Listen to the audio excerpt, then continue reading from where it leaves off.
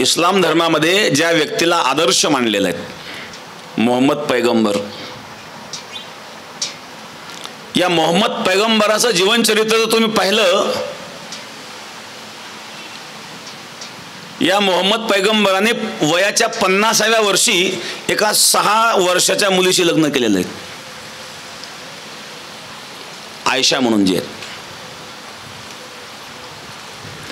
एक मनुष्य 50 वर्षाचा मनुष्य 6 वर्षाच्या मुलीशी लग्न करतो, यापेक्षा कोणता अत्याचार असू शकतो? ज्यांचे आदर्श असे आहेत ते काय वागतील?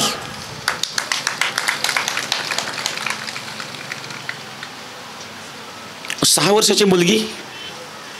आणि या मुस्लिम धर्मामध्ये स्त्रियांवर जे अत्याचार घडतात त्याला कारण आहे, अत्याचाराचं हेच कारण आहे की त्यांचे आदर्शच अत्याचारी होते. कदाचित कोणी माझ्या मताशी सहमत नसण्याचं काही कारण नाही, वस्तुस्थिती आहेत.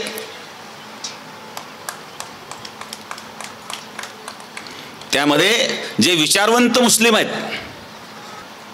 आजच्या काळामध्ये, आज भारतामध्ये माहिती करता मी सांगेल की 1 करोड मुस्लिमांच्या पेक्षा जास्त आकडा आहे की त्यांनी इस्लाम सोडलेला आहे.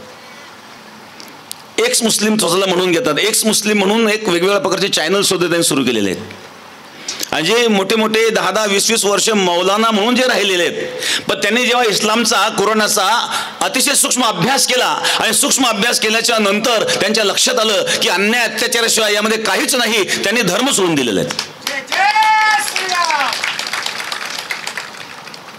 5 वर्षापूर्वी एक नॅशनल चॅनलची एक बातमी होती, पाकिस्तानची होती.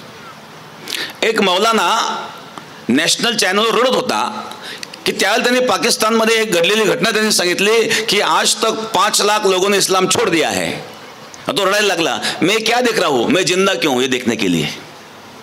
4-5 वर्षापूर्वीची गोष्ट आहे. पाकिस्तानमध्ये सुद्धा हा आकडा कोटीच्या पुढे गेलेला आहे. करोडो लोकांनी इस्लाम सोडला पाकिस्तानमध्ये. का सोडला? त्याच्यामध्ये अत्याचार दुसरं नाहीच आहेत.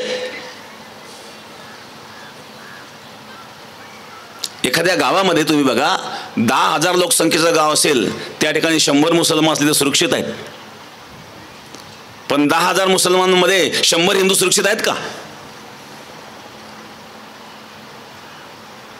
आणि एवढं घडूनही जर हिंदू जागृत होत नसेल तर याच्यासारखं दुर्दैव काय असू शकतं बरं? किती तुम्ही झोपाळू आहात. जीवनामध्ये आपण मजबूत असावा. कोण काय करते त्याचा कर्म त्याच्याकडं.